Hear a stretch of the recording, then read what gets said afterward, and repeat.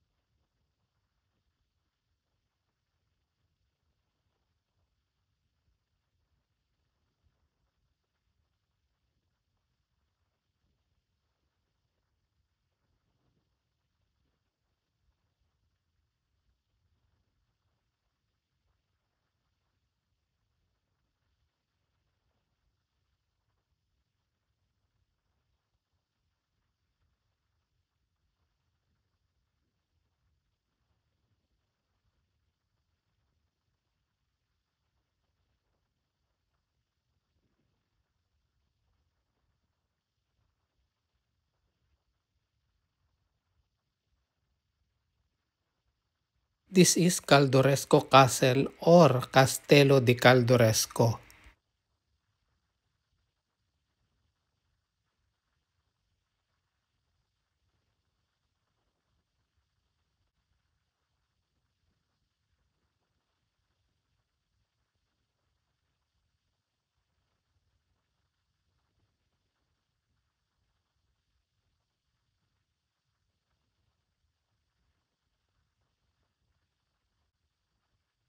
Okay, dito sa parting ito, dito tayo maglalakad-lakad.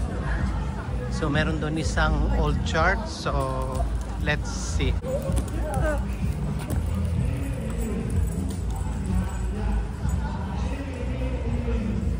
Actually guys, I like the place.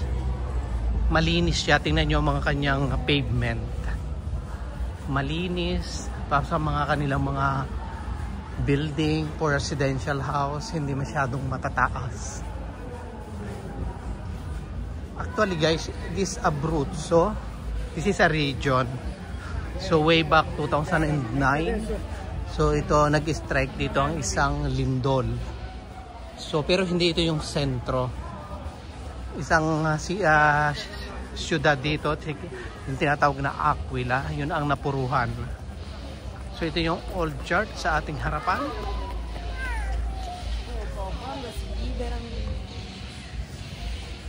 Yan. Okay, dito tayo sa parteng ito.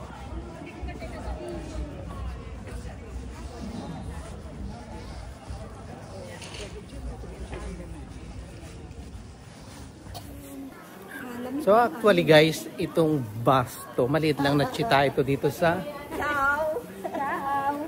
Italy. Pero malinis ang kanyang lugar.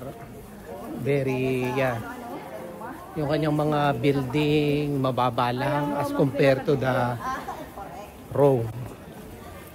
So okay, at saka maybe later, tatry natin kung ano yung mga specialty nila dito. So dahil kami ay group of people, so yung iba nangangawala na. Hindi na malaman kung sa mga nagsisuot. So kaya yung time very limited. Anyway, ating iikutin ito yung mga important places na kailangang ating may share. So, isi-share natin. So, una na ito yung kastelo, yung kaninang video na aking ginawa. Okay.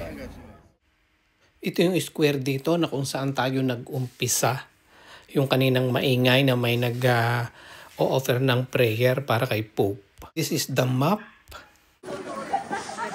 Okay, nandito kami ngayon sa malapit siya sa dagat. Very nice view. So, tingnan natin kung ano ating makikita sa bandang unahan.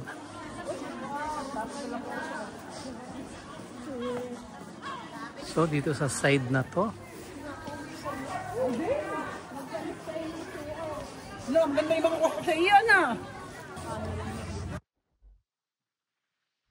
Ito yung bali yung parang square here. Maganda kanyang panoramic view. Okay. Let's see here. Let's go in this side. Yan. You see? Makikita mo yung puro dagat.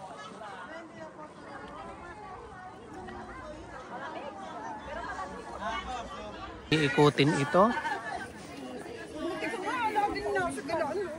Hindi nakagalit si.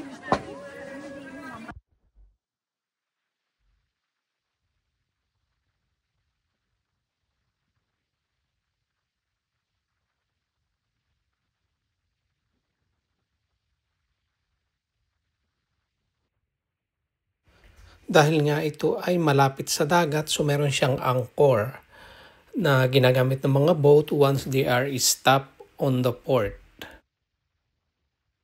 Okay, let's continue to explore in this area. Tingnan natin kung ano ating madidiscover o makikita dito.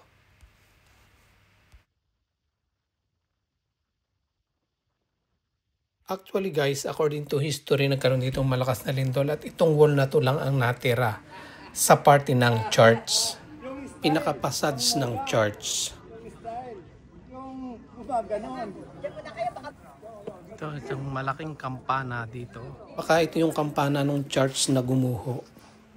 Okay, tuloy lang tayo dito. Ito pa rin yung continuation ng ating nilakaran kanina. Malapit siya sa dagat. Sa isang panoramic view. Bali, ito yung pinaka-elevated place. So, tingnan nyo yung ibaba niya. Tabing dagat.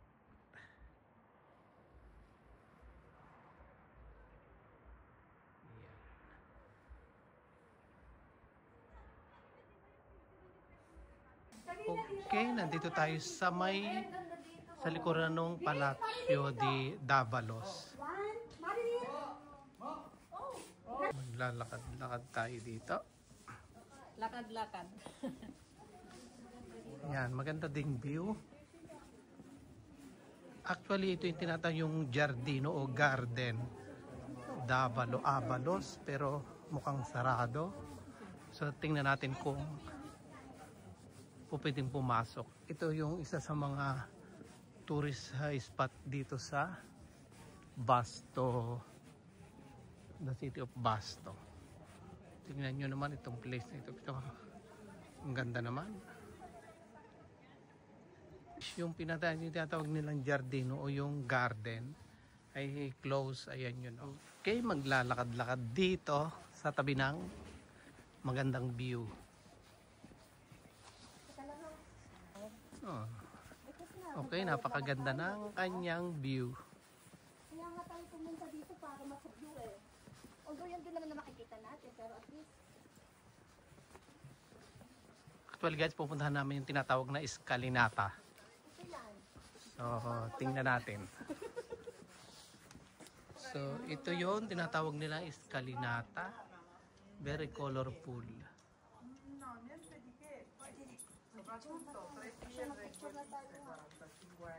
Okay, maglakad-lakad pa tayo dito. I like the place. Ayun.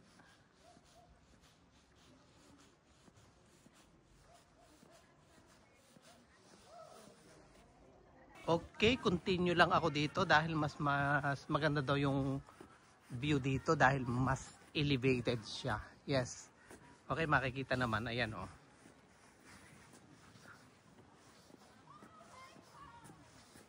Okay. Ayan na. Akit tayo dito. Parang mas maganda.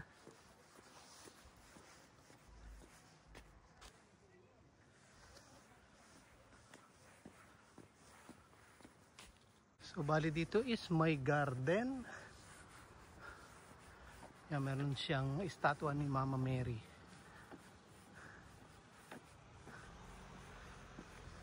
Okay guys, after ng Basto, nandito naman kami sa Pescara. So ito yung pinaka-port. So in front of us, yan. Yan ang port. Pero nandito kami sa may medyo malayo-layo ng konti. Na kung saan maraming nagpapapicture. Yan, yan sa dam yan. Medyo i-close up ko ng konti. Para makita nyo yan. Marami yung mga nagpapapicture sa lugar na yan. Medyo lalakad tayo dito ng konti. Para makita natin yung ibaba, yung view. Port, yan. Marami kayong makikitang mga malalaking bangka.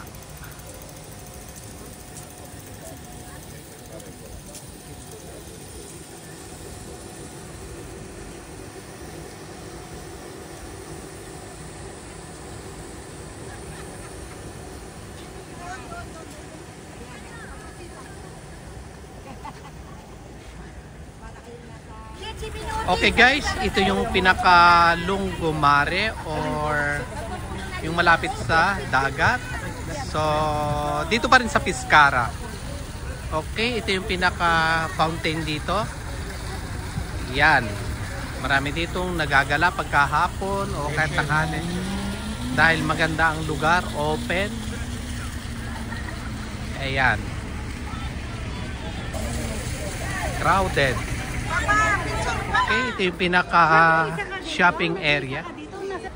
So ito yung pinaka shopping street dito sa Pescara. Look at this. Crowded. Okay, yung pinaka square dito.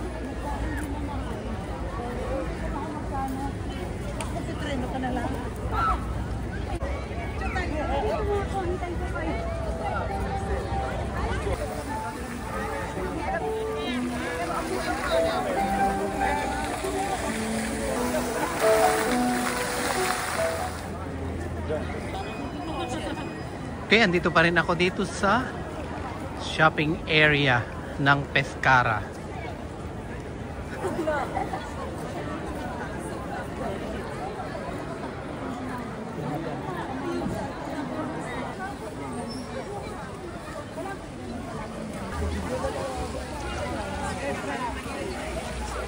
Okay guys, thank you so much for watching. If you like the video, click thumbs up and write down your comment. See you next time. Bye. Thank you.